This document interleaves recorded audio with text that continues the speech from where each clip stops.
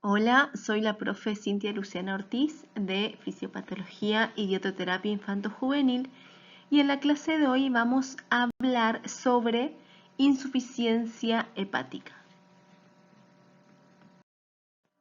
Lo que vamos a ver en la clase de hoy es acerca de la definición, la etiología, la fisiopatología y el tratamiento nutricional de la insuficiencia hepática en la niñez.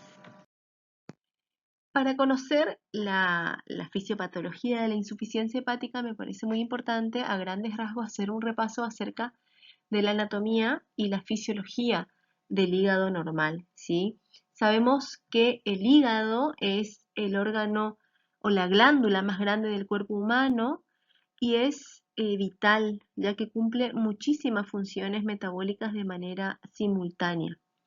Se ubica en el hipocondrio derecho, debajo del diafragma y encima del estómago, y en un adulto sano puede llegar a pesar hasta 1,5 kg.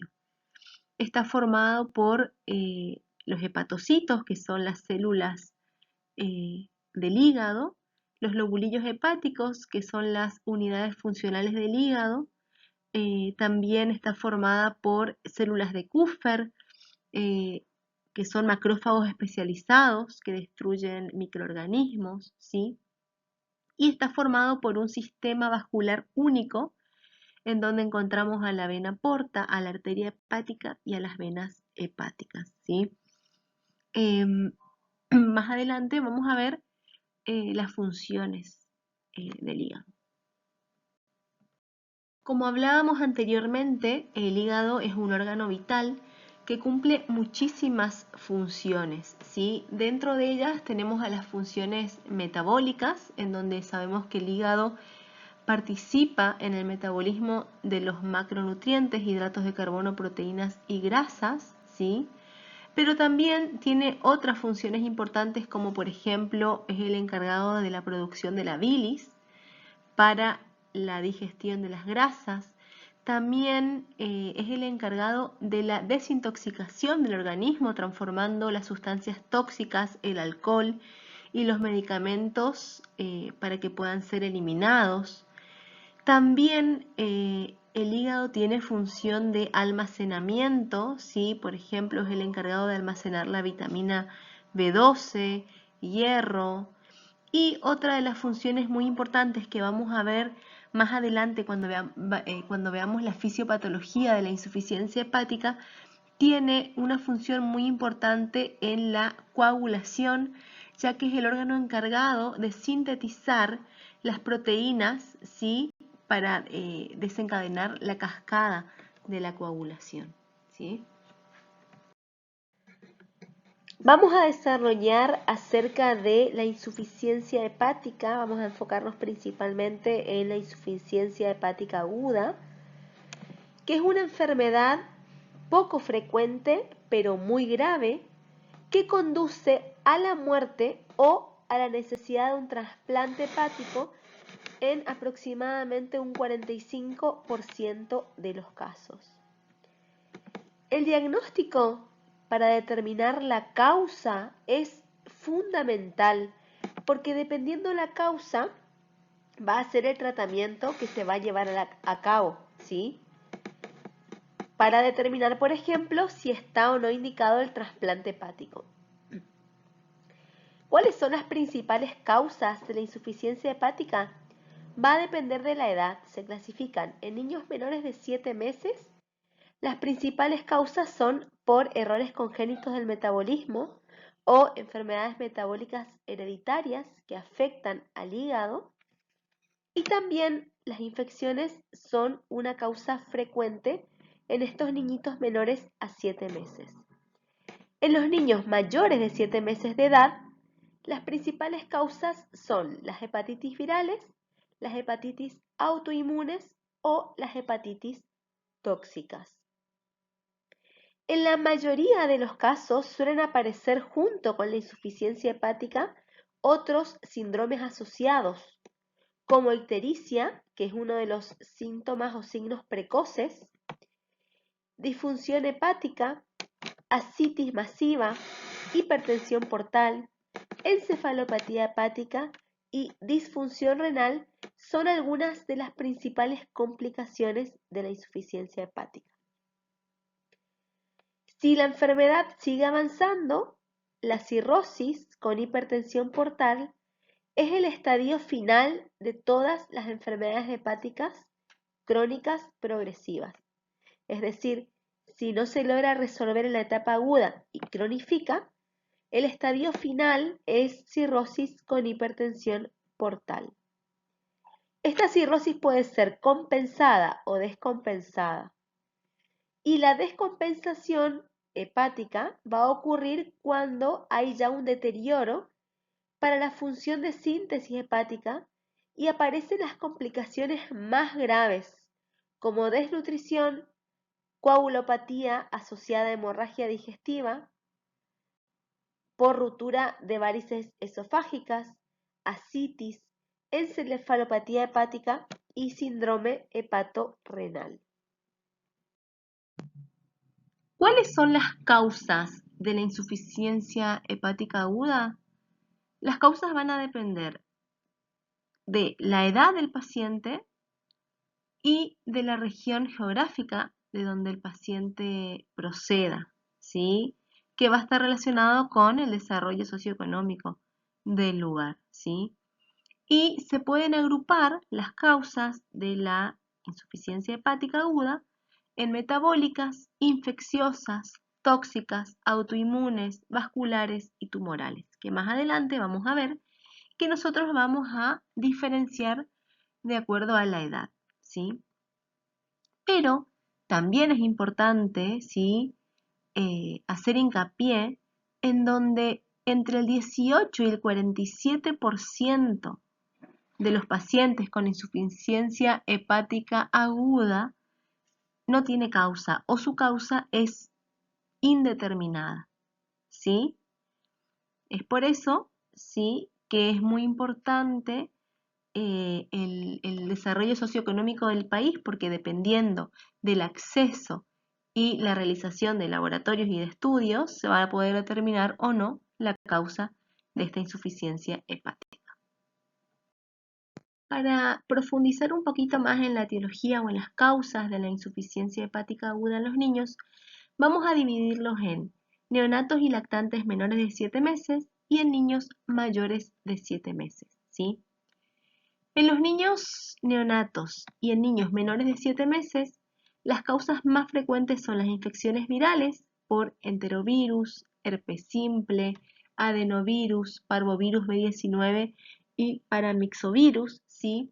En donde en estos casos los más frecuentes son dentro de los enterovirus los hechovirus, en particular el serotipo 11, en donde se producen alteraciones multisistémicas que afectan principalmente a los recién nacidos, chiquititos, en edades entre 4 y 7 días de vida, que tiene una alta mortalidad si no se ofrece un tratamiento oportuno, ¿sí? Que consiste en antivirales o terapia hepática, ¿sí? Y también dentro de los más frecuentes tenemos el virus del herpes simple, que se suele adquirir durante el parto o después del nacimiento, ¿sí? Y generalmente los síntomas se desarrollan después de los 5 días de vida y produce alteraciones no solo a nivel hepático, sino también a nivel de las mucosas, cerebro, pulmones, ¿sí? También el tratamiento consiste en tratamiento antiviral, ¿sí? En estos pacientes. Y bueno, y tenemos también alteraciones o errores congénitos del metabolismo, como la galactosemia, la intolerancia hereditaria a la fructosa, la tirosinemia hereditaria tipo 1.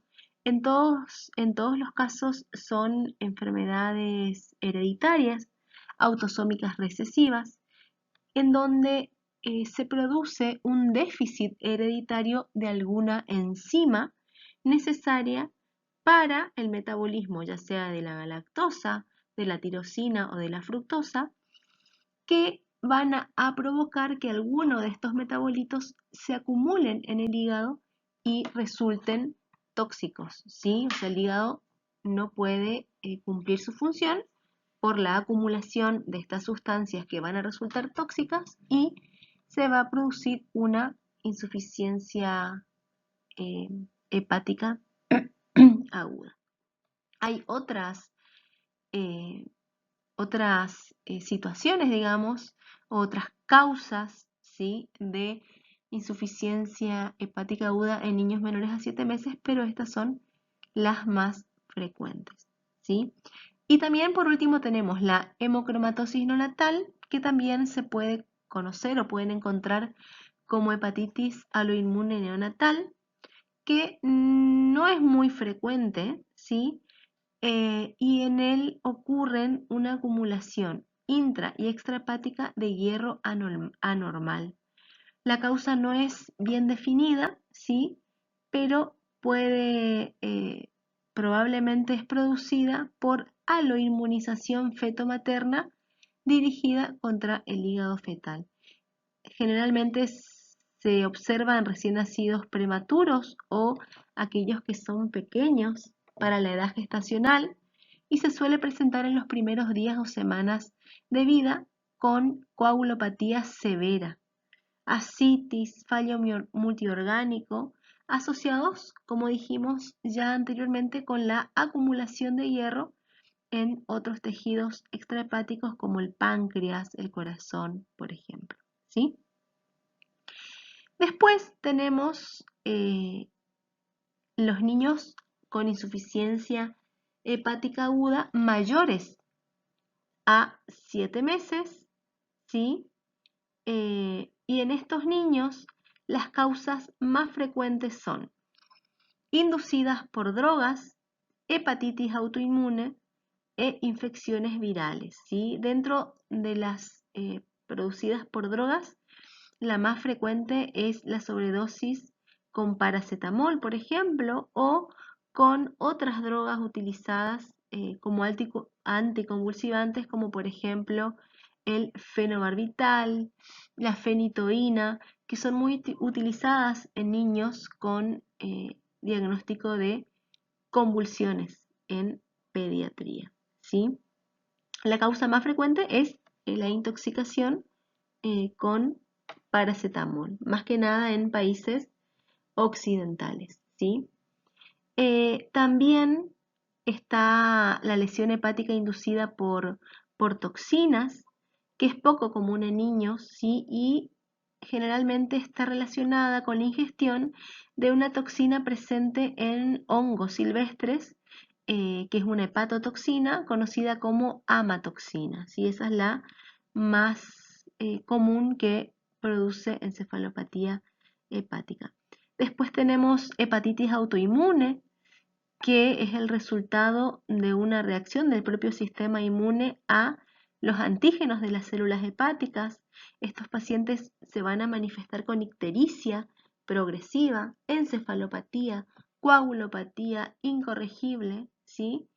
Y en el laboratorio se van a ver anticuerpos séricos positivos, como por ejemplo antimicrosómagos de hígado y riñón tipo 1, anticuerpos antinucleares, anticuerpos antimúsculo liso, anticuerpos anticitosol hepático tipo 1, por ejemplo, van a estar alterados en estos pacientes con hepatitis autoinmune.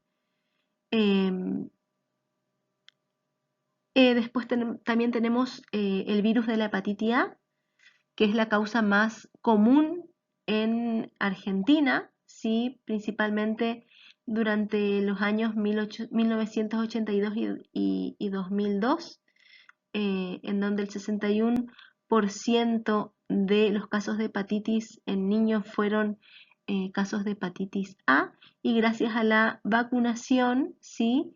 Este virus logró disminuir muchísimo, descender y hasta incluso desaparecer para el año 2007, ¿sí? Hoy en día es una causa infrecuente ya en América, ¿sí? Después tenemos también la insuficiencia hepática aguda inducida por el virus de la hepatitis B, que cursa como una infección aguda en los niños y suele darse en niños nacidos con madre con hepatitis B, ¿sí? y la infección del virus por de la hepatitis C no ha sido registrada como una causa de insuficiencia hepática aguda en los niños, ¿sí? O sea, la A y la B.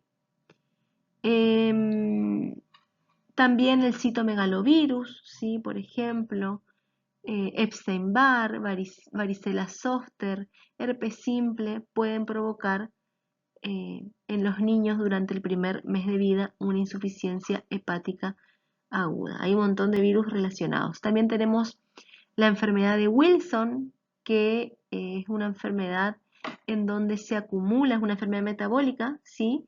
Es donde se acumula cobre en el hígado y cursa también con coagulopatía, aumento de las aminotransferasas, aumento de la bilirrubina muy elevado, disminución, perdón, de la fosfatasa alcalina. Bueno, estas son las causas más frecuentes de insuficiencia hepática aguda en niños mayores a 7 meses de vida. La patogenia de la insuficiencia hepática aguda en niños va a depender de 3 factores, ¿sí? Es multifactorial y va a depender del balance entre la susceptibilidad del huésped, la severidad y la causa del daño hepático y la capacidad de regeneración hepática.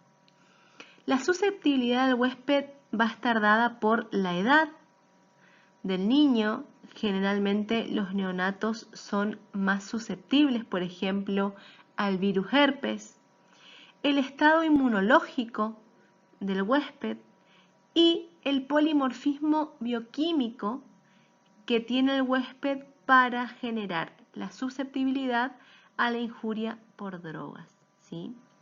Una vez producido el daño o la injuria, pueden ocurrir 3 posibles desenlaces o pronósticos. Puede ocurrir la regeneración inadecuada para reparar el daño, en donde se va a desencadenar una insuficiencia hepática aguda terminal. Puede ocurrir como otra opción la recuperación espontánea, ya sea por la eliminación del agente o del efecto que el agente ocasiona. Si la injuria no fue muy severa, la regeneración hepática puede resultar en recuperación total. Y otra opción o otro panorama que podemos encontrar es que el proceso puede quedar suspendido y determinar cronicidad. Es el caso que ocurre en una pequeña proporción de pacientes con hepatitis B aguda severa. A la hora de evaluar a un niño con sospecha de insuficiencia hepática, el laboratorio de ese niño es muy importante porque nos logra orientar acerca de justamente esta insuficiencia hepática. ¿Qué vamos a buscar y qué vamos a observar alterado en estos laboratorios? Vamos a observar las transaminasas, las GOT y las GPT, que son enzimas intracelulares hepáticas y cuyo aumento nos indican daño hepatocelular. En un niño con insuficiencia hepática, las transaminasas van a estar aumentadas y en el caso de daño agudo van a estar muy aumentadas. Después tenemos la GGT, que es la gamma glutamiltransferasa, y la fosfatasa alcalina, que son indicadores de colestasis o alteraciones del flujo biliar, y en un paciente que tiene colestasis o alteración del flujo biliar van a estar aumentadas. Después tenemos la bilirrubina, y en cuanto a la bilirrubina podemos evaluar la bilirrubina total, la bilirrubina directa y la bilirrubina indirecta, que reflejan la capacidad del hígado para conjugar y excretar bilirrubina. Van a estar aumentadas en insuficiencia hepática todas, y en la colestasis van a estar aumentadas predominantemente la fracción directa. La albúmina es una proteína de síntesis hepática cuyo descenso indica un deterioro en su función de síntesis y en estos pacientes va a estar disminuida. Acuérdense que también la disminución de la albúmina agrava o favorece a la citis. El tiempo de protombina evalúa la vida extrínseca de la coagulación. También vimos que una de las complicaciones, en realidad vamos a ver más adelante que una de las complicaciones más graves de la insuficiencia hepática es la coagulopatía, por lo tanto va a estar alterada la coagulación, ¿sí? Y en estos niños el tiempo de protombina va a estar prolongado o aumentado. El amonio es un metabolito que el hígado es el encargado de convertirlo en urea para que sea eliminado. En los pacientes con insuficiencia hepática el amonio va a estar aumentado y este aumento puede conducir a una encefalopatía hepática. Y otros datos de laboratorio que nosotros podemos también tener en cuenta es el colesterol, que suele estar aumentado, los triglicéridos suelen estar aumentados y la glucosa y el sodio suelen estar disminuidos. Dentro de las complicaciones de la insuficiencia hepática tenemos la citis, las varices esofágicas, la hipertensión portal, pero vamos a enfocarnos específicamente en dos de las complicaciones más graves para explicar su fisiopatología, que son la encefalopatía hepática y la coagulopatía relacionada con insuficiencia hepática. En la imagen podemos observar en forma de gráfico cuál es la fisiopatología de la encefalopatía hepática en pediatría, ¿sí? Que vamos a explicar brevemente, ¿sí? La disfunción hepática ocurre cuando el hígado no puede cumplir su función de desintoxicar, ¿sí? Ya sea por alguna de las causas que vimos anteriormente, ¿sí? Entonces, lo que va a suceder es que el hígado no va a poder transformar el amonio en urea, ¿sí? Y que es la vía, digamos, utilizada para la eliminación, ¿sí? Del amonio, ¿sí? Entonces, cuando hay una insuficiencia hepática, dijimos que va a disminuir la capacidad del hígado para convertir el amonio en urea y aumenta la concentración en sangre. ¿De qué? De amonio, ¿sí? Entonces el amonio va a aumentar en sangre, va a recorrer el torrente sanguíneo hasta llegar al cerebro y en el cerebro tiene la capacidad para atravesar la barrera hematoencefálica, ¿sí? Entonces, cuando el amonio en exceso llega al cerebro, atraviesa la barrera hematocefálica y es captada por los astrocitos. ¿Quiénes son los astrocitos? Los astrocitos son células gliales que son las más abundantes del sistema nervioso central. Son las células gliales más abundantes, ¿sí? Entonces, estos astrocitos captan el amonio y lo transforma en glutamina, ¿sí? Va a aumentar la producción de glutamina, que la glutamina es uno de los neurotransmisores, ¿sí? Aumenta la producción de glutamina y este aumento en la producción va a generar en el cerebro estrés osmótico y hace que estos astrocitos se hinchan en un proceso que se conoce como astrocitosis, ¿sí? Se edematizan, ¿sí? Y va a producir edema cerebral con alteración justamente en los neurotransmisores. Los neurotransmisores son los encargados de que se comuniquen las neuronas, ¿sí? ¿Qué va a ocurrir con los neurotransmisores? Va a disminuir la actividad de los neurotransmisores excitatorios, como el glutamato, y va a aumentar los neurotransmisores inhibitorios, como el GABA. ¿Qué es el GABA? Es el ácido gamma aminobutírico, que es el principal neurotransmisor inhibitorio, ¿sí? Todo esto va a reducir el estado de conciencia del paciente que dijimos antes que va a tener edema cerebral. Y además, la hiperaminoemia favorece la disfunción mitocondrial. La mitocondria es una parte de la célula que tiene función energética, tiene función de producir energía. Como va a estar alterada la función mitocondrial, va a disminuir la producción de ATP, que es la energía, y va a aumentar el estrés oxidativo y también la neuroinflamación. El cerebro se va a inflamar aún más, ¿sí? Y todo esto va a llevar a disfunción o alteración en la función de las neuronas. ¿Cómo se manifiesta? ¿Cómo vamos a darnos cuenta cuáles son los síntomas? El niño va a estar irritable, no se va a calmar, va a llorar sin causa, sin motivos, va a producir cambios en la conducta, trastornos del sueño, somnolencia, confusión, convulsiones y en los casos más graves va a producir estupor y coma, ¿sí?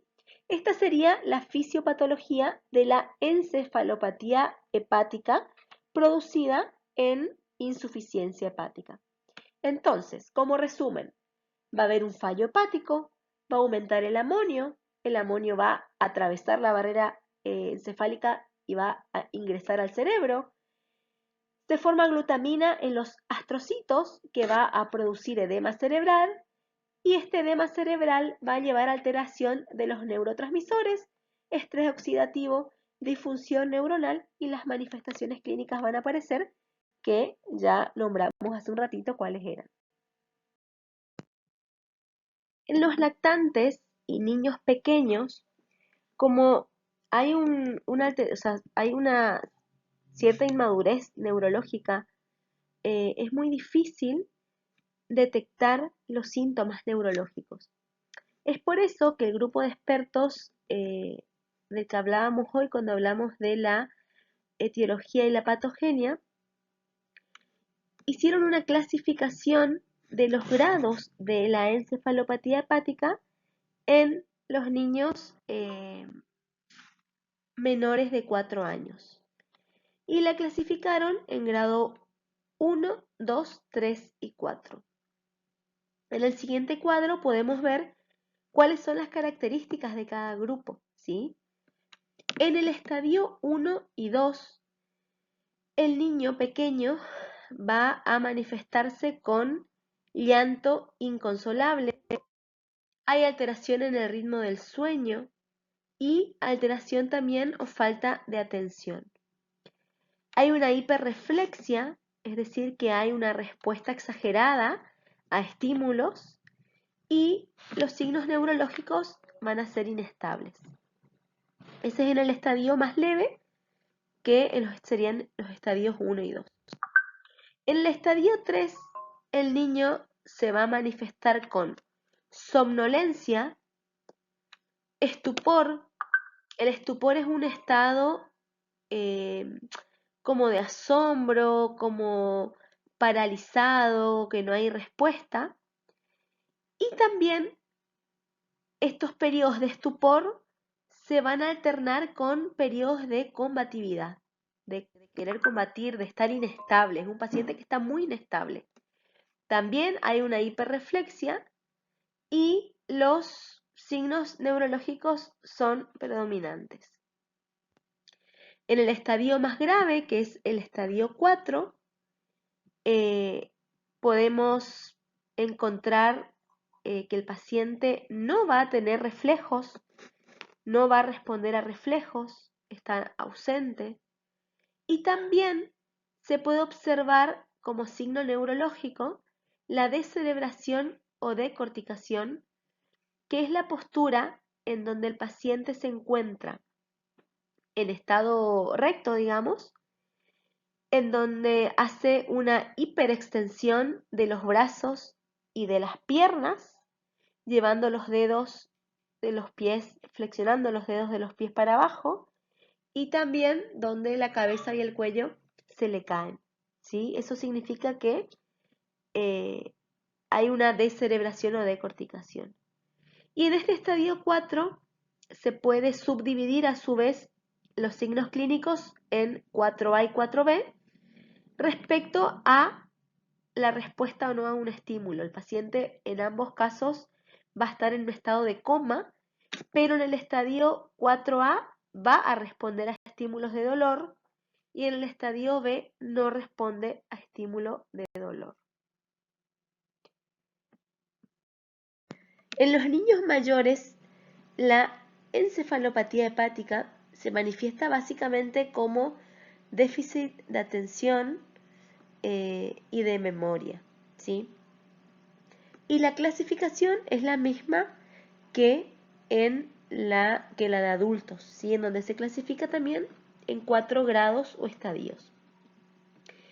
El grado 1 de pródromos, el paciente va a presentar orientación espacial alterada, no va a ubicarse en espacio, como que no va a saber a dónde está, cambios en el ritmo del sueño, alteraciones menores de la conciencia o de la motricidad, por ejemplo, se le pueden empezar a caer objetos de la mano, y tremor. El tremor son movimientos involuntarios rítmicos, ¿sí?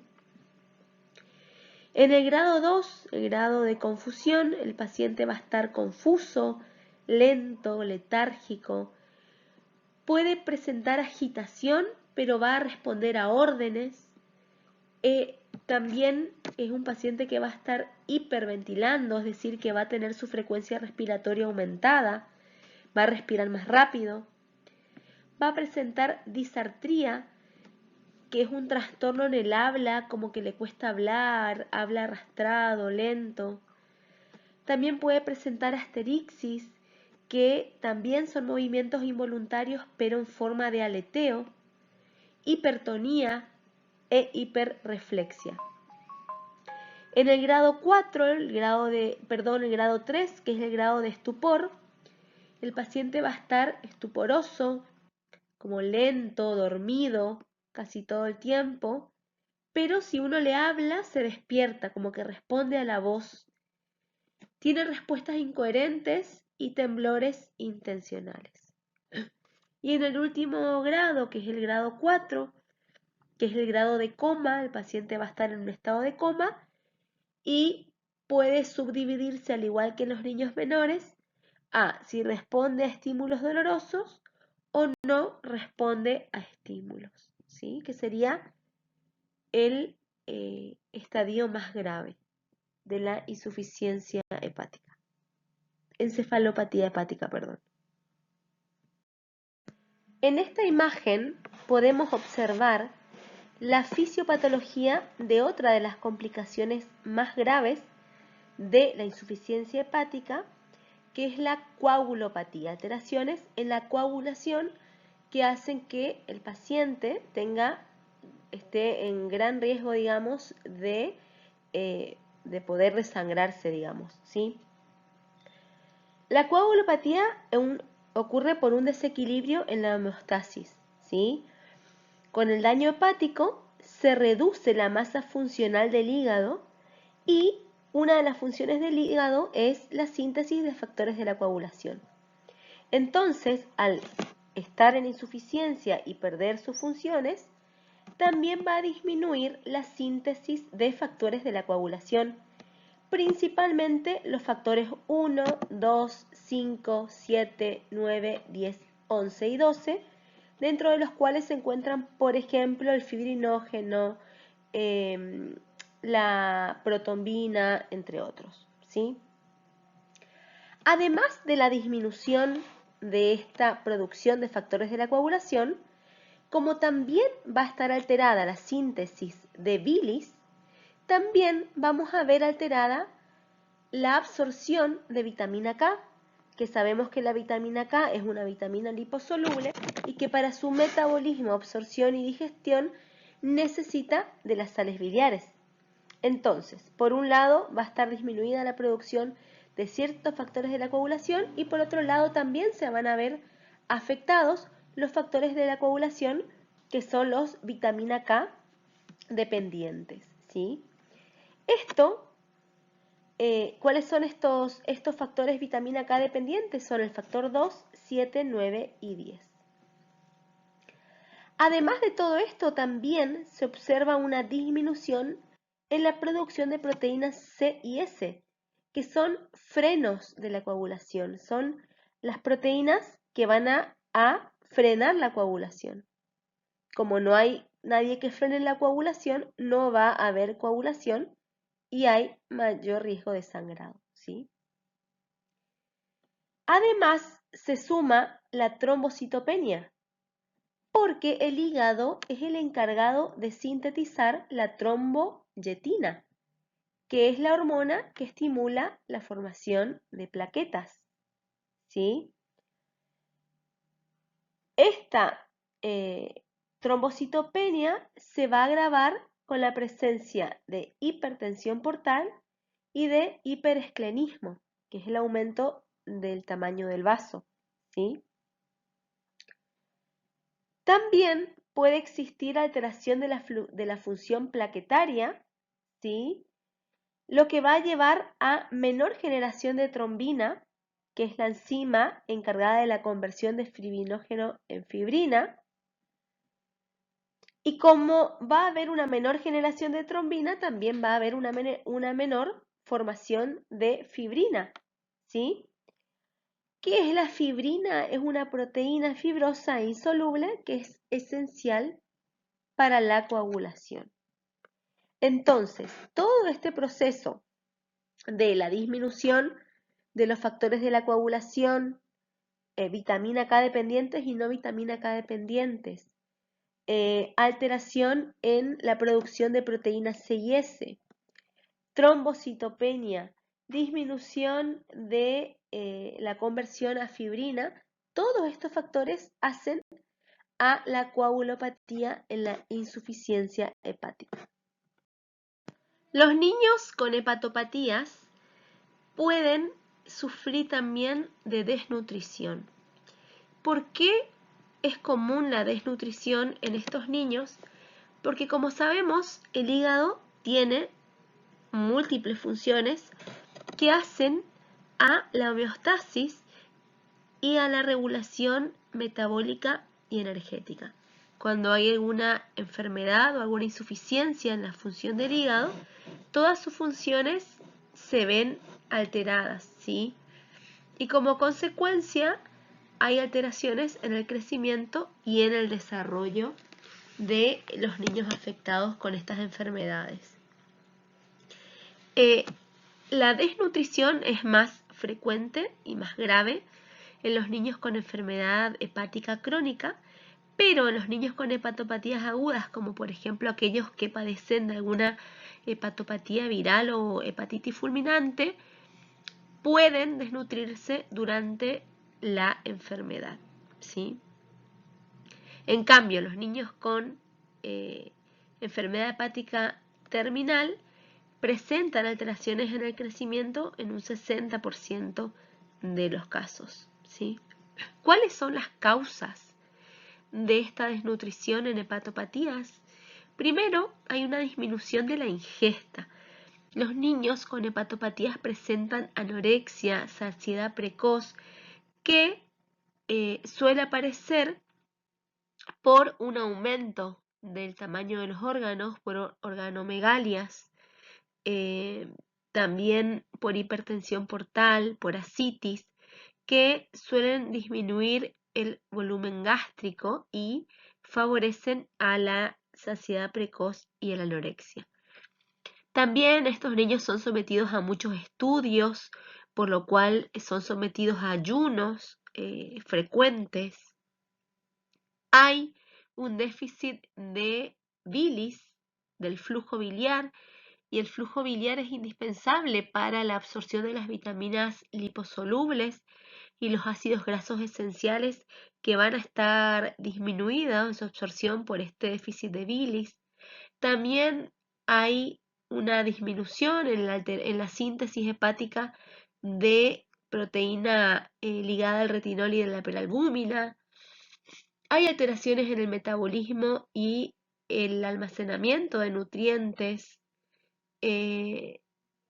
El uso de diuréticos también en estos pacientes que presentan ascitis suele ser común la deficiencia de zinc, potasio, magnesio, que va a estar relacionado también con un retraso de crecimiento, y también estos niños suelen presentar infecciones a repetición, en especial aquellos niños que tienen ascitis, y sabemos que la infección y la desnutrición están muy estrechamente relacionadas, ¿sí? También la insuficiencia hepática es un estado en donde el niño va a estar en hipercatabolismo, el metabolismo va a estar aumentado y va a gastar mucha más energía. Todo esto contribuye a la desnutrición en un niño con hepatopatía, ¿sí?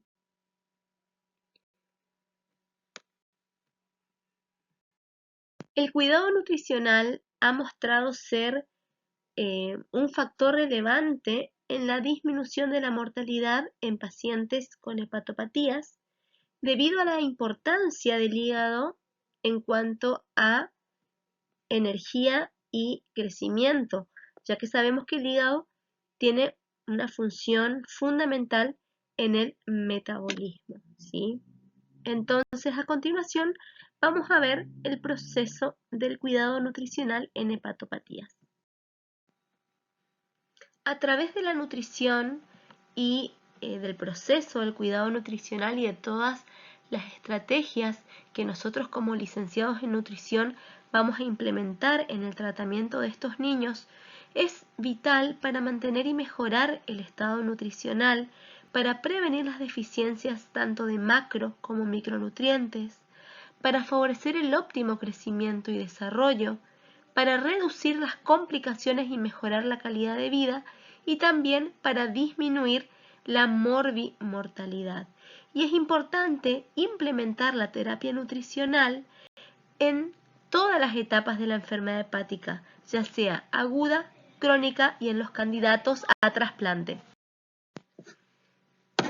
Para realizar una valoración del estado nutricional se requiere de una historia clínica completa que incluya datos antropométricos, bioquímicos y hematológicos, así como también datos acerca de la función inmune.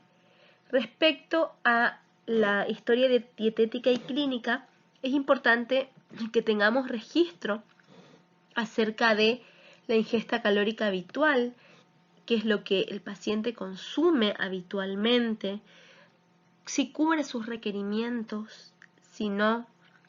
Generalmente en los niños con hepatopatías se le suma un factor de injuria al requerimiento basal, digamos, ¿sí? Se determina también la ingesta de líquidos, y más si el paciente está con ascitis, se evalúa cuánto líquido está consumiendo, si es suficiente, se determina la diuresis de ese paciente también, si recibe algún suplemento aparte de la alimentación habitual, si realiza modificaciones dietéticas, como por ejemplo restricción de sodio, cuál fue la evolución del peso corporal durante el transcurso de la enfermedad, si presenta algún otro síntoma gastrointestinal como anorexia, vómitos, saciedad, diarreas o alguna intolerancia, ¿sí? En cuanto a las medidas antropométricas, el peso corporal suele a veces perder cierto valor predictivo debido a que puede haber hepatomegalia, que es un aumento en el tamaño del órgano hepático, y también puede haber ascitis. La ascitis es la acumulación de líquidos, ¿sí?, por varios factores relacionados con la hepatopatía, como por ejemplo un aumento de la presión del sistema porta y la hipoalbuminemia, por ejemplo, llevan a la ascitis, ¿sí? Por eso en estos pacientes el valor de la talla, digamos, es más fiable para determinar la presencia de desnutrición crónica, o también para determinar en caso de que el paciente esté normonutrido, ¿sí? Y también se pueden podemos utilizar los pliegues, pero los pliegues, cuando hay ascitis, también pueden verse alterados, ¿sí? En el caso de que haya una retención de líquidos, se va a utilizar el peso seco o el peso habitual del paciente. Con respecto a la valoración bioquímica, ¿sí? Es importante tener en cuenta la valoración de aquellas proteínas que son secretadas por el hígado, como la albúmina, prealbúmina, proteína ligada al retinol, ¿sí? Que van a permitir estimar el estado de las proteínas viscerales, ¿sí? En el caso de la albúmina, su interpretación puede resultar poco fiable por varios factores. Por lo tanto, los valores de prealbúmina y de proteína ligada al retinol que tienen una vida corta, una vida media más corta que la albúmina, son índices más sensibles para determinar la recuperación nutricional en estos pacientes, ¿sí? Igualmente hay que tener en cuenta que estos parámetros solo van a ser válidos en caso de que no haya retención de líquidos y cuando la función hepática sea estable. Por todo esto que estamos viendo de que muchas veces los valores antropométricos y bioquímicos no van a ser fiables por el estado en el que va a estar el paciente, el mejor método para valorar a estos pacientes es la valoración global subjetiva, ya que es fácil de implementar, no requiere ningún test adicional de laboratorio y además se correlaciona con otras medidas tanto subjetivas como objetivas. ¿Qué es la valoración global subjetiva? Es un método que integra la historia médica, por ejemplo, los cambios de peso del paciente, síntomas gastrointestinales como náuseas, vómitos o diarreas, si hubo cambios en la ingesta dietética, ¿sí? Tanto en cantidad como calidad, si el paciente está realizando actividad física y otras cuestiones relacionadas con el estado nutricional. A esto se le suma el examen físico, donde se registra la pérdida de grasa subcutánea, de masa muscular y la presencia o no de edema. Y de acuerdo al estado de estos diferentes ítems, se evalúa y se da un puntaje por cada una de estas valoraciones y se obtiene un puntaje final en donde se va a poder clasificar al paciente según su estado nutricional en bien nutrido, levemente malnutrido o severamente malnutrido. Una vez determinado el diagnóstico de nuestro paciente y teniendo en cuenta todas las consecuencias que trae una hepatopatía en diferentes órganos y diferentes funciones y sistemas del organismo, vamos a determinar los objetivos del tratamiento. Principalmente, los objetivos principales de la hepatopatía son el mantenimiento del estado nutricional adecuado y de una velocidad de crecimiento normal. Ese es el objetivo general y luego podemos dividir en hepatopatías agudas, como por ejemplo en hepatitis A y B, en donde los objetivos van a ser permitir la regeneración del hepatocito, disminuir o eliminar la sintomatología asociada y mantener un buen estado nutricional del niño. En cambio, en las hepatopatías crónicas, como por ejemplo en hepatitis crónica, hepatitis autoinmune, atresia de las vías biliares, colangitis, esclerosante, errores congénitos del metabolismo o enfermedad de Wilson, los objetivos van a ser disminuir el deterioro del hígado, mejorar o mantener el estado nutricional del niño, maximizar el potencial de crecimiento y asegurar el aporte calórico y de nutrientes considerando las características que permitan su mejor digestión y absorción. Con respecto a las estrategias que vamos a implementar para cumplir con los objetivos de nuestro tratamiento, también podemos dividir las estrategias para las hepatopatías agudas y las estrategias para las hepatopatías crónicas. En las hepatopatías agudas, vamos a tener en cuenta el momento evolutivo de la enfermedad. De acuerdo al momento evolutivo, va a ser la prescripción dietética y va a contemplar la sintomatología presente. Si el paciente tiene inapetencia, si tiene náuseas, vómitos, rechazo de los alimentos, se van a tener en cuenta los estímulos intestinales, biliares y las sustancias hepatotóxicas. En las hepatopatías crónicas también vamos a plantearnos de acuerdo a las alteraciones metabólicas producidas y si hay complicaciones presentes. Las estrategias que vamos a utilizar en el caso de hepatopatías crónicas son las medidas higiénico-dietéticas, la dietoterapia según la sintomatología y el soporte nutricional en caso de ser necesario. El soporte nutricional va a ser esencial para aportar la cantidad adecuada de nutrientes, principalmente calorías y proteínas, en donde vamos a tratar de utilizar siempre que sea posible una nutrición enteral y cuando esta no sea posible se va a elegir la nutrición parenteral.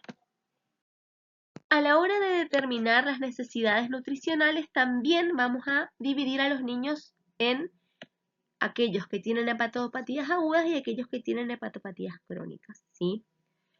Para los niños que tienen hepatopatías agudas, vamos a realizar una prescripción dietoterápica de un plan hepatoprotector adecuado gastrointestinal, porque es el que más se adecua a los síntomas del paciente.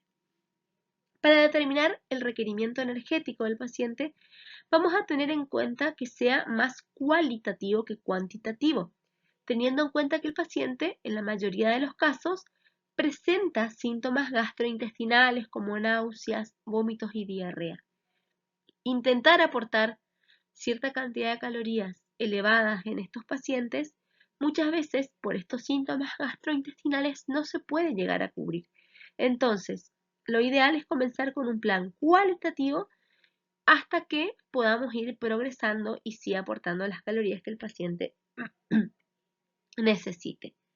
Con respecto a los carbohidratos, hay que tener en cuenta que son mejor tolerados los polisacáridos, los carbohidratos de cadenas más largas. Entonces vamos a controlar y cuidar las altas concentraciones de mono y disacáridos.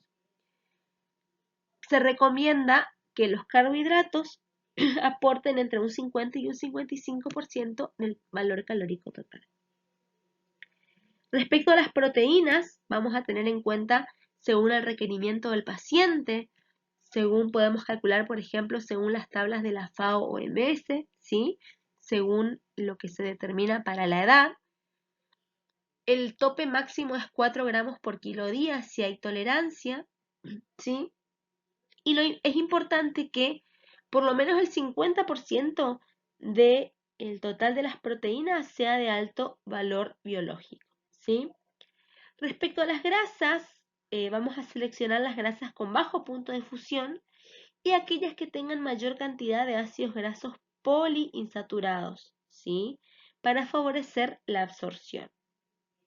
Con respecto a las vitaminas y minerales, generalmente se recomiendan valores normales. En este caso, los caracteres del régimen en las hepatopatías agudas se van a adecuar a las formas de preparación en base a la sintomatología que presente este paciente. Con respecto a los caracteres del régimen, seguimos todavía con las hepatopatías agudas. Vamos a manejar todas las consistencias, las temperaturas preferentemente las templadas. El volumen va a estar disminuido y fraccionado según tolerancia. Recuerden que era un plan hepatoprotector adecuado gastrointestinal, o sea que todos los caracteres vamos a tener en cuenta como un plan adecuado gástrico e intestinal. Los residuos vamos a manejar bajas cantidades de fibras dietéticas solubles o fermentables, siempre modificadas por cocción y subdivisión. La lactosa, si el paciente no presenta diarrea y mala intolerancia, la lactosa se puede dar en estos casos agudos, pero los lácteos tienen que ser descremados. Si el paciente no tolera la lactosa, se van a indicar lácteos deslactosados o lactosa modificada a través de yogures, por ejemplo, ¿sí? El tejido conectivo disminuido a predominio de colágeno y bueno, siempre modificado por cocción y subdivisión. El sabor y aroma suave, no irritante ni estimulante, y solo se van a manejar condimentos aromáticos. Vamos a evitar alimentos irritantes como quesos de gran fermentación y vegetales que son flatulentos, que producen muchos gases, como las coles, aliáceos y las legumbres. Es decir que todo lo que sean porotos, lentejas, garbanzos, ajo, cebolla, verdeo, repollo, brócoli, coliflor, vamos a evitar, ¿sí?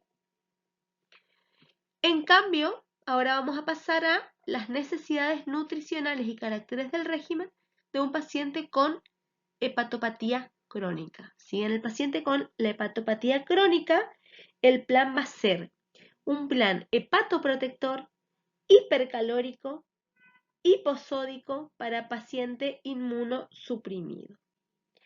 Se va a tener en cuenta que este paciente va a estar en un estado de hipercatabolismo y que también va a ser un paciente que tiene su sistema inmune alterado. Y a mayor gravedad de la hepatopatía crónica, mayor alteración del sistema inmune y más inmunodeprimido va a ser nuestro paciente. ¿En qué cambia un plan para un paciente inmunodeprimido? Que además de la selección de los alimentos y de las formas de preparación, va a cobrar mucha importancia las pautas higiénico-dietéticas y la higiene de los alimentos, ¿sí? Evitar la contaminación cruzada, hacer mucho hincapié en eso, en que todos los alimentos sean cocidos. Por ejemplo, en un paciente internado inmunosuprimido, nosotros mandamos todo en bandejas descartables para evitar que el paciente se agarre cualquier intoxicación o infección a través de la alimentación. El aporte calórico, a diferencia de la hepatopatía aguda, que iba a ser más cualitativo, en la hepatopatía crónica vamos a aumentar, vamos a tener en cuenta este hipercatabolismo, por eso es un plan hipercalórico. Al requerimiento del paciente, que se calcula teniendo en cuenta el peso actual, vamos a sumarle entre un 30 y un 50% de las calorías, en el caso de que no haya ascitis, que no haya edema. Si el paciente presenta ascitis, en vez de utilizar el peso actual, vamos a utilizar el peso seco, o si no, le vamos a estar dando más calorías de las que el paciente necesita. Bueno, con respecto a los carbohidratos, también vamos a cuidar las altas concentraciones de los monosacáridos y vamos a priorizar los polisacáridos. Se recomiendan entre un 50 y un 55% del BCT.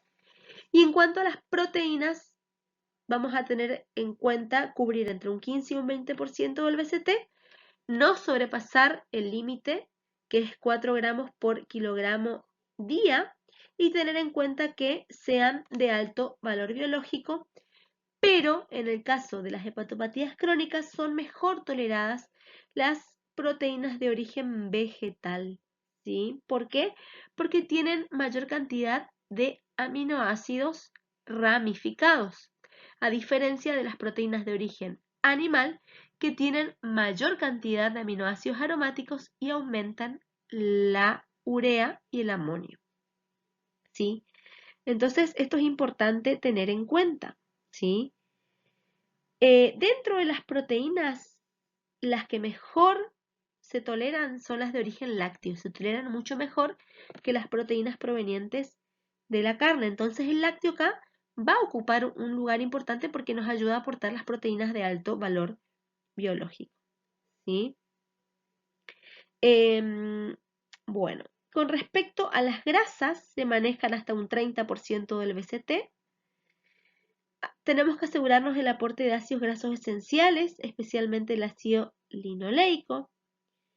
Y en caso de que se utilice soporte nutricional, vamos a priorizar los triglicéridos de cadena media.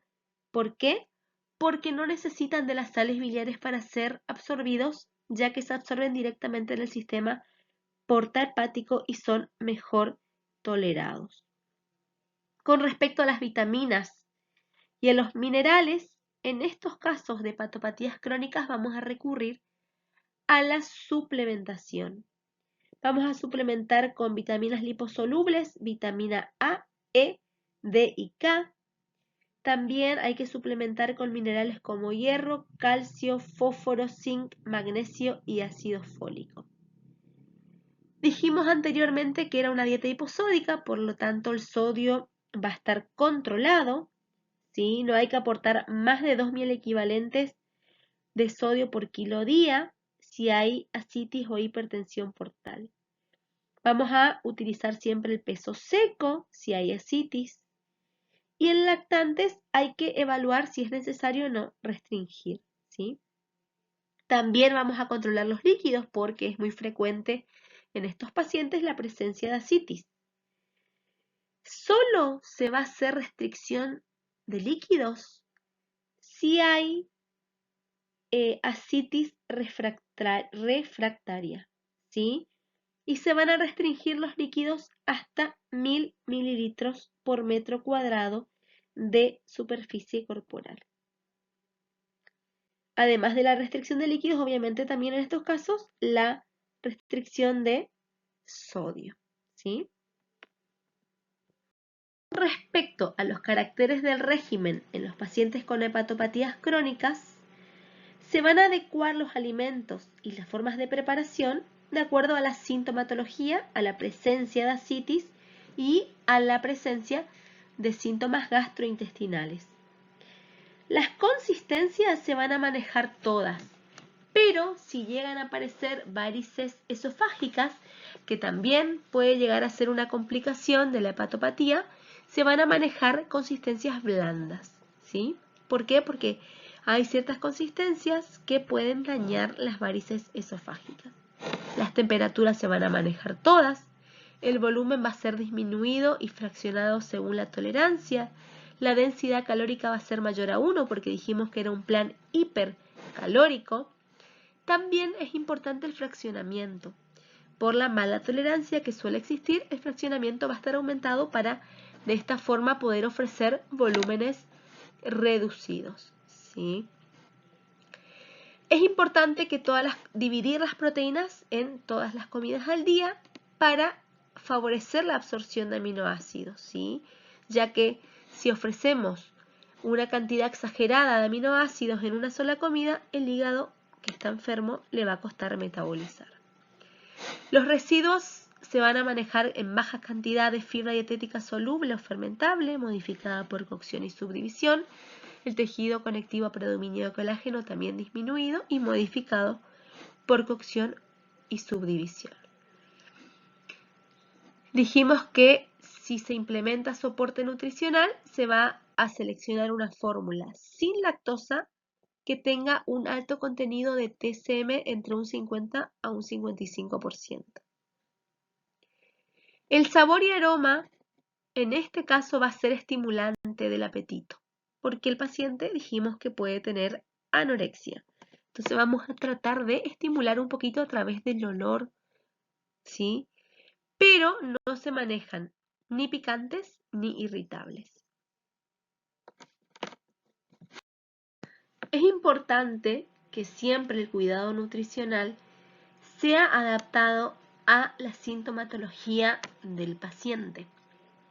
Podemos encontrarnos con pacientes con ascitis, con colestasis o con encefalopatía hepática, por ejemplo, y tenemos que tener en cuenta los cuidados que vamos a tener ante estas situaciones especiales que se pueden presentar. Una de las manifestaciones o de las complicaciones de las hepatopatías es la colestasis. Antes de ver cuáles son las especificaciones que vamos a tener respecto al cuidado nutricional, vamos a hacer un repaso de qué es la colestasis y por qué se produce en la hepatitis infantil o en las hepatopatías infantiles.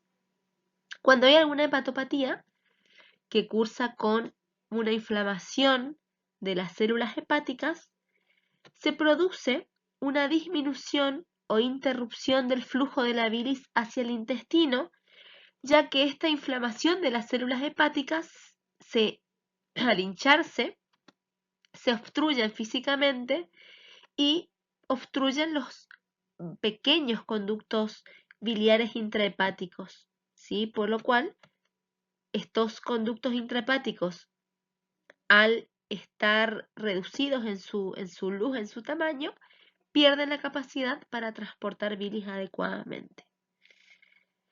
Cuando se interrumpe el pasaje de la bilirrubina directa y los ácidos biliares, que son los componentes de las bilis, se acumulan en el hígado y se filtran hacia la sangre. El paciente puede presentar síntomas como ictericia, que es la coloración amarillenta de la piel y las mucosas.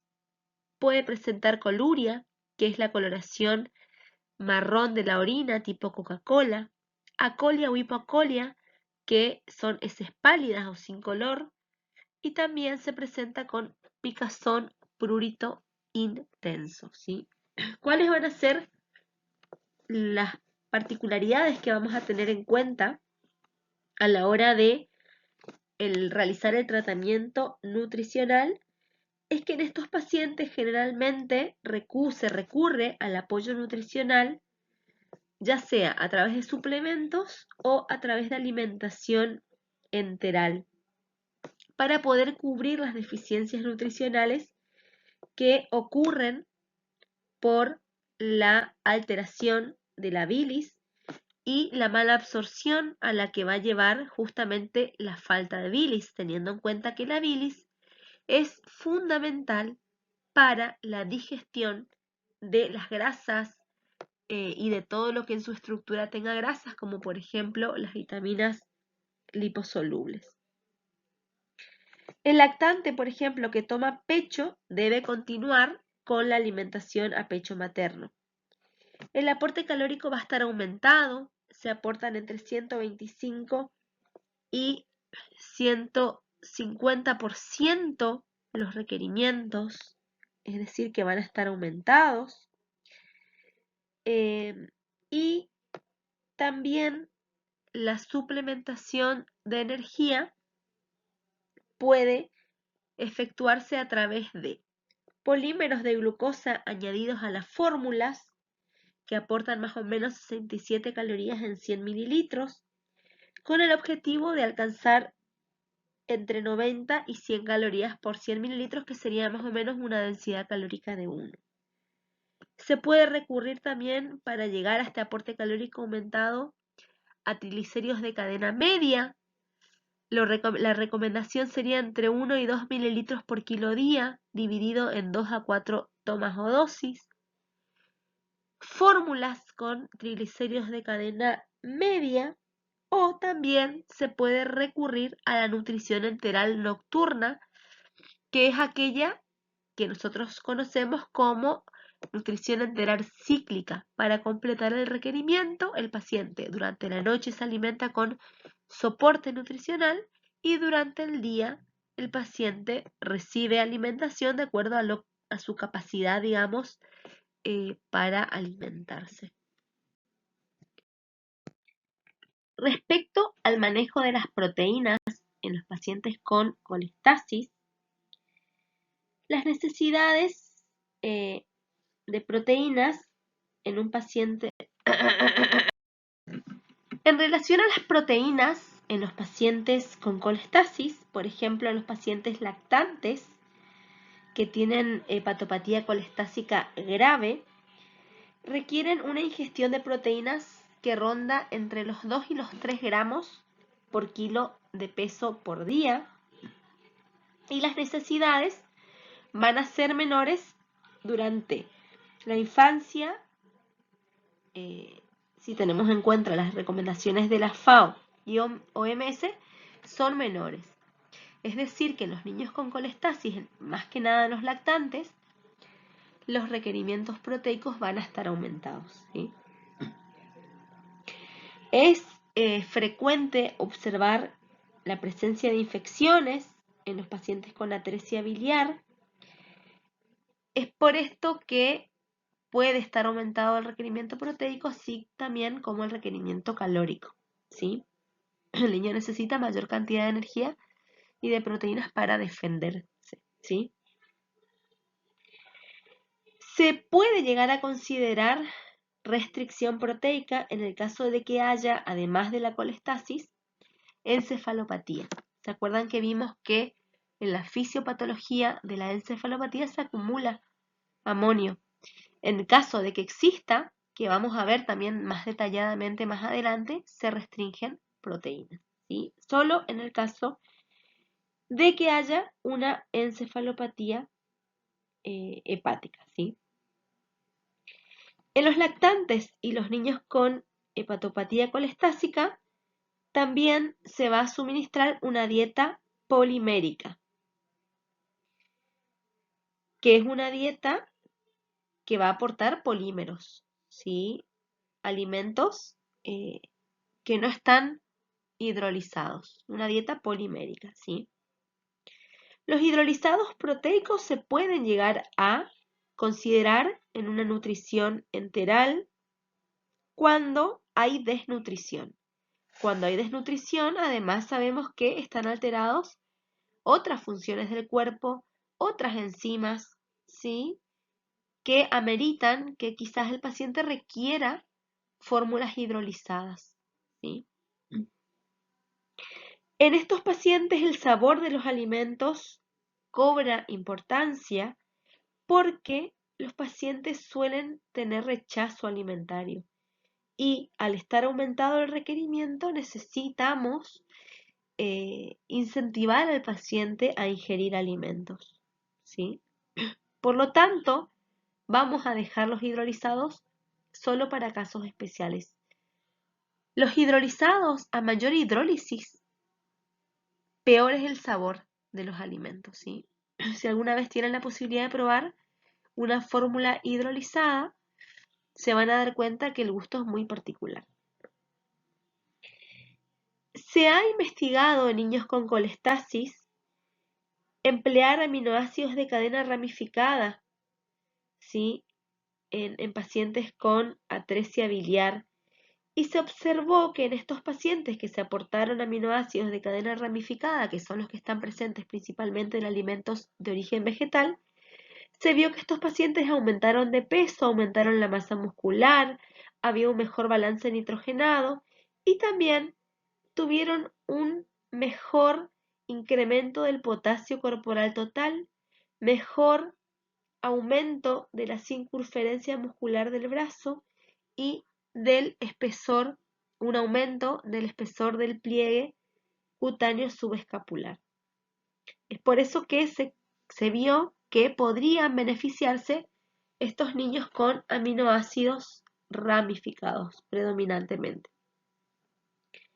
En cuanto a las grasas, los niños que tienen trastornos hepáticos, es importante el manejo de las grasas, ya que es una fuente de energía muy importante y si el niño se alimenta con pecho materno, sabemos que la grasa que aporta la leche materna tiene ácidos grasos esenciales. Entonces, siempre que el niño se alimente con lactancia materna, no vamos a tratar de no suspenderla, ¿sí?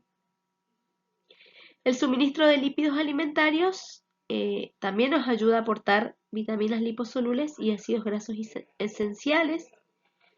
Y en estos pacientes tenemos que tener en cuenta que la absorción de los lípidos va a estar disminuida, lo que va a llevar también a una alteración en su digestión y en su absorción. Por lo tanto, es importante aportar ácidos grasos a través de triglicéridos de cadena media, ¿sí? Que no requieren de las sales biliares para su absorción. Los ácidos grasos de cadena media, aquellos que son constituidos principalmente por 8 cadenas de carbono a 12, proveen un balance positivo de energía que es favorable para estos pacientes. También pueden requerir suplementos vitamínicos, preferentemente vitaminas liposolubles A, D, E y K, siendo una indicación principalmente en pacientes que están cursando con una colestasis severa. En estos pacientes, estas vitaminas liposolubles se van a aportar en su forma hidrosoluble, ya que la absorción va a estar alterada. ¿Por qué es importante que suministremos vitaminas liposolubles? La vitamina E, porque su déficit produce alteraciones neurológicas severas, ya que participa en la mielinización, por lo tanto su déficit va a provocar desmielinización de los nervios periféricos. La vitamina D es fundamental porque se ve doblemente afectada. Por un lado, porque al ser liposoluble requiere de las sales biliares para su absorción, pero también en el hígado ocurre un proceso importante respecto a la vitamina D, que es la hidroxilación para que luego pueda ser activada. La vitamina K, por el riesgo grave de coagulopatía, de hemorragia. La vitamina K participa en la cascada de la coagulación y en la colestasis la vitamina K debe ser aportada de manera intramuscular. Y la vitamina A porque es liposoluble y requiere de las sales biliares para su absorción, que en estos casos va a estar alterada. Y además hay que tener cuidado, ¿sí?, con el aporte de no pasarse con la vitamina A, porque durante su metabolismo produce metabolitos potencialmente hepatotóxicos, ¿sí? Ya que, por este motivo, su monitorización tiene que ser controlada y antes de administrarse la vitamina A debe monitorearse su concentración sérica, tanto antes y durante el tratamiento.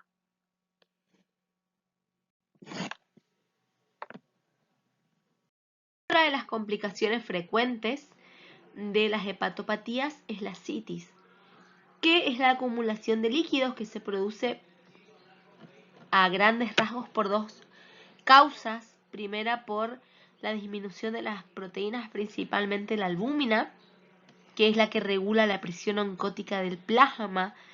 Sería algo así como que es la que hace que las proteínas permanezcan adentro de los vasos sanguíneos. Y también por la presencia de hipertensión portal se produce la citis.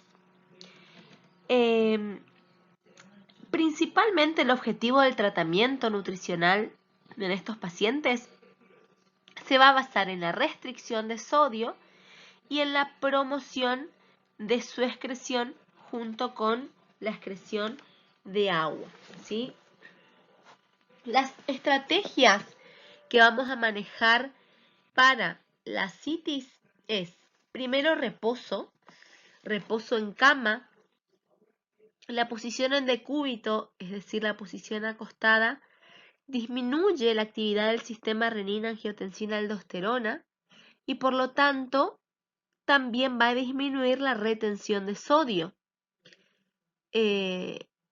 Por lo tanto, es el reposo en cama una de las principales indicaciones, aunque sabemos que en los niños pequeños a veces es difícil de que se cumpla.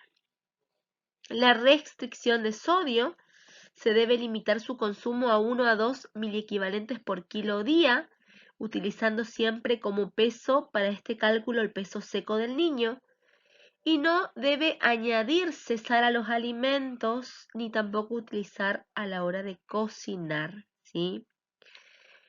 Con la restricción de sodio como una medida terapéutica, como única medida, suelen responder un 10 a un 20% de los pacientes, ¿sí?, que son aquellos que tienen valores normales de sodio sérico, que es entre 135 y 145 miliequivalentes por litro, y un sodio en la orina superior a 15 miliequivalentes por día.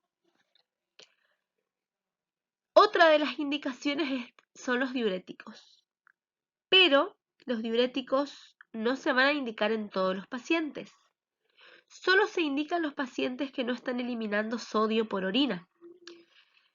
¿Cuáles son esos pacientes? Pacientes que tienen un sodio en orina menor a 15 miliequivalentes por día son los que van a utilizar diuréticos, ¿sí? Y generalmente el más utilizado es la espironolactona, que se indica para situaciones de hiperaldosterismo, cuando la aldosterona está muy elevada, ¿sí? Que es lo que generalmente ocurre en la hepatopatía crónica asociada con ascitis. Si no responde el paciente a este tratamiento, se puede indicar otro diurético, asociar a la espironolactona, otro como la furosemida, por ejemplo, ¿sí? Que además de inducir a las pérdidas de sodio, también induce a la pérdida de potasio. La utilización de diuréticos en pediatría debe ser estrictamente monitorizada, ¿sí? Determinando siempre, controlando los valores de sodio y de potasio. ¿Por qué?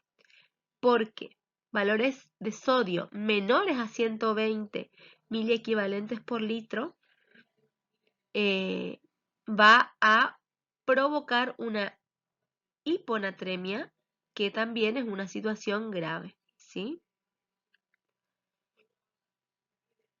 Otro aspecto que vamos a tener en cuenta con la utilización de diuréticos es que la pérdida de peso no debe ser mayor a 100 gramos por día en lactantes y tampoco debe ser mayor a 500 gramos por día en niños mayores. Si las pérdidas de peso son mayores, significa que hay que disminuir el diurético. Y cuando no se controla el tratamiento con diuréticos, puede ocurrir como complicación la hipovolemia, que puede agravar la encefalopatía hepática. O puede hacer que esta encefalopatía aparezca de manera precoz. Otra cosa que vamos a tener en cuenta en los pacientes con ascitis es la presencia de hipoalbuminemia. Si hay hipoalbuminemia, se administra intravenosa en forma de 0 albúmina, lo que tiene como objetivo aumentar la presión osmótica coloide intravascular, ¿sí? Y mejorar la ascitis. ¿Cuánto se transfunde de la 0 albúmina? Entre 1 y 2 gramos por kilo en un periodo de 2 a 3 horas a una concentración del 5 al 20%, seguido de una dosis de furosemida a 1 o 2 miligramos por kilo para lograr una diuresis eficaz. Hay otros casos de ascitis refractaria, que esto qué quiere decir que sea refractaria, que no cede con ninguna de las medidas propuestas anteriormente. En este caso, lo que se indica es la paracentesis evacuadora, que consiste en una técnica invasiva en donde se realiza una punción percutánea abdominal que permite evacuar el líquido de la cavidad peritoneal. Pero solo se deja para casos de ascitis refractaria y en pacientes que ya tienen compromiso respiratorio a causa de esa ascitis, ¿sí? Y como última complicación tenemos la encefalopatía hepática, cuyo objetivo que vamos a perseguir con el tratamiento nutricional es disminuir la síntesis de amonio, de aminas, de GABA en el intestino y restablecer la normalidad del patrón de aminoácidos plasmáticos.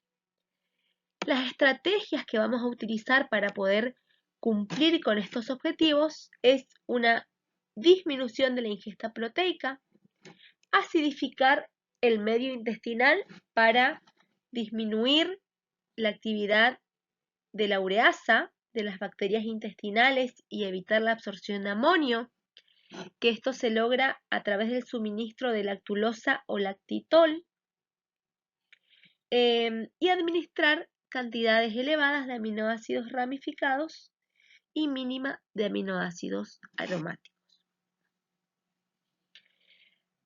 Con respecto a la alimentación, se recomienda una dieta hipercalórica y baja en proteínas.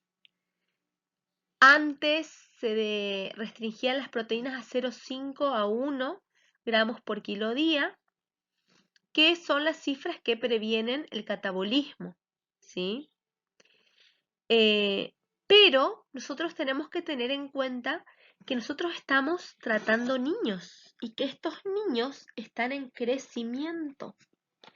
Si bien hay que tener en cuenta de favorecer la recuperación y evitar la síntesis o la producción excesiva de amonio, yo no me tengo que olvidar que yo estoy frente a un niño y tampoco puedo poner a este niño en riesgo de retraso del crecimiento. Por este motivo, y para lograr mayor tolerancia y mayor adherencia al tratamiento, se recomienda en niños que los aportes no sean tan inferiores como esas recomendaciones. Lo que nosotros vamos a tratar es llegar a entre 2 y 3 gramos por kilo día, siempre teniendo en cuenta que vamos a tratar de evitar que progrese el daño hepático, ¿sí? Con la finalidad de restablecer el patrón de aminoácidos plasmáticos, lo que se va a hacer es la suplementación oral con aminoácidos ramificados en niños que tengan cirrosis avanzada y desnutrición severa, ¿sí? En estos niños vamos a indicar suplementos con aminoácidos ramificados, que tiene como principal objetivo mejorar el aspecto neurológico, favorecer la mejoría del paciente sin influir en el pronóstico. Entonces, se propone en los niños no hacer una restricción tan severa y en los casos que sea necesario aportar aminoácidos ramificados como suplementos. También se van a evitar los factores que son precipitantes, que favorecen la formación de amonio, que son el uso de sedantes. La constipación produce o agrava la encefalopatía, entonces nosotros vamos a través de la dieta, favorecer la catarsis del paciente, favorecer de que el paciente vaya de cuerpo o tenga catarsis todos los días. Vamos a evitar la constipación, vamos a evitar la sobrecarga proteica, vamos a evitar la hemorragia gastrointestinal y también hay que evitar el abuso de diuréticos, ¿sí? Y otra de las estrategias para tratar la encefalopatía es la reducción en la producción de amonio que se hace, ¿sí?, a través de la administración de lactulosa, que son disacáridos sintéticos, ¿sí?, que lo que hacen es disminuir el pH del colon y dificultar la absorción del amonio. O sea, actúan a nivel físico, interfieren en la absorción intestinal. ¿Cuánta es la dosis? ¿Cuánto se da? Entre 1 y 2 mililitros por kilo dosis, ¿sí? También se pueden utilizar enemas como estrategia para evitar la constipación.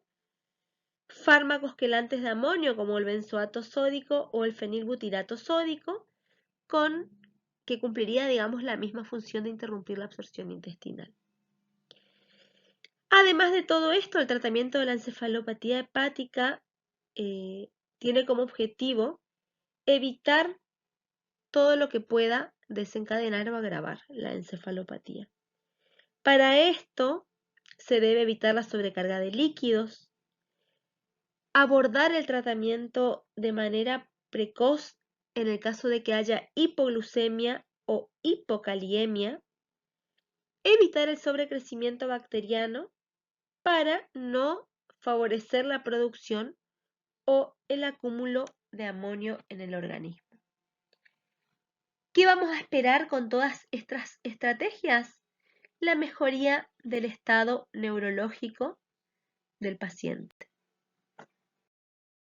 El soporte nutricional en niños con hepatopatías crónicas puede ser necesaria, ya que la inapetencia y el hipercatabolismo deterioran el estado nutricional de estos niños, y la sonda es una indicación siempre y cuando el niño no tenga varices esofágicas sangrantes, ¿sí? Los objetivos del apoyo nutricional van a ser prevenir la desnutrición con el suministro de requerimiento, cubriendo el requerimiento calórico del paciente, preservar la síntesis proteica, restaurar el balance de aminoácidos en plasma, impedir la deficiencia de micronutrientes y favorecer un adecuado crecimiento y desarrollo. La implementación del soporte debe ser individual y siempre que sea posible la vía de elección va a ser la vía oral. Si la vía oral no es suficiente, se va a recurrir a una nutrición enteral y o parenteral. La vía oral, por más pequeña que sea, deberá continuarse para que los niños, principalmente los niños, los lactantes, no pierdan el reflejo de succión. La alimentación por gavage, que es la forma intermitente donde ofrecemos varias tomas de alimentos por día, permite tener espacios interdigestivos, por lo que va a ser el método de elección en los niños cuando estos consumen alimentos por vía oral pero lo que consumen no es suficiente, ¿sí?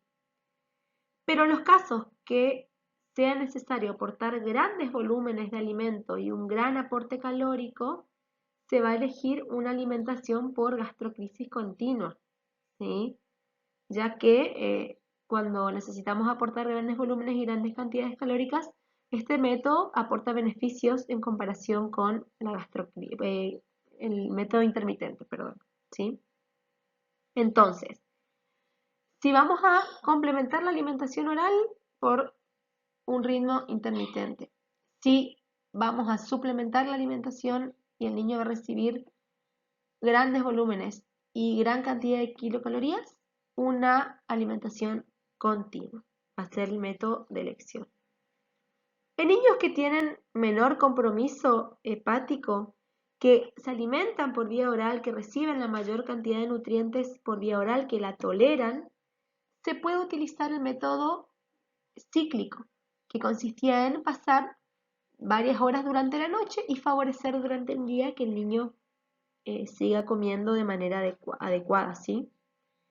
La vía parenteral va a ser utilizada de forma exclusiva o en combinación con la nutrición enteral en caso de que sea necesaria, y se va a utilizar nutrición parenteral en niños con diarreas intratables o que tienen una mala absorción grave. Siempre la nutrición parenteral va a ser utilizada con precaución, dado que puede agravar, si no es monitoreada de manera adecuada, puede agravar aún más el daño hepático porque tiene componentes que van directamente al torrente sanguíneo, ¿sí? ¿Cuáles van a ser los criterios nutricionales que vamos a seguir? Se deben incrementar la energía a un 140 a 200% de la ingesta diaria recomendada para la edad y el sexo. Las fórmulas que vamos a utilizar en estos pacientes deben ser fórmulas hidrolizadas, proteicas, sin lactosa, y que el 50 al 55% de las grasas que aporten se encuentren como triglicéridos de cadena media, con alto contenido de ácido linoleico y sin fibras, sin residuos. ¿Por qué? Porque todas estas características están relacionadas con los estímulos colecistoquinéticos, ¿sí? El total a cubrir por la fórmula seleccionada va a depender de la edad del niño, del estado nutricional del niño y del grado de mala absorción que presente. Para aumentar la densidad energética en el caso de que sea necesario, en estos niños se pueden elegir concentrar la fórmula original, es decir, agregar mayor cantidad de polvo. Se recomienda concentrar a un 18-23%, ¿sí? Teniendo en cuenta que generalmente la dilución normal de estas fórmulas es al 13,5%. Se pueden agregar también polímeros de glucosa o triglicéridos de cadena media con la finalidad de aumentar la densidad calórica de esta alimentación. Esto ha sido todo lo de la clase de insuficiencia hepática. Espero que hayan comprendido y les agradezco por su atención.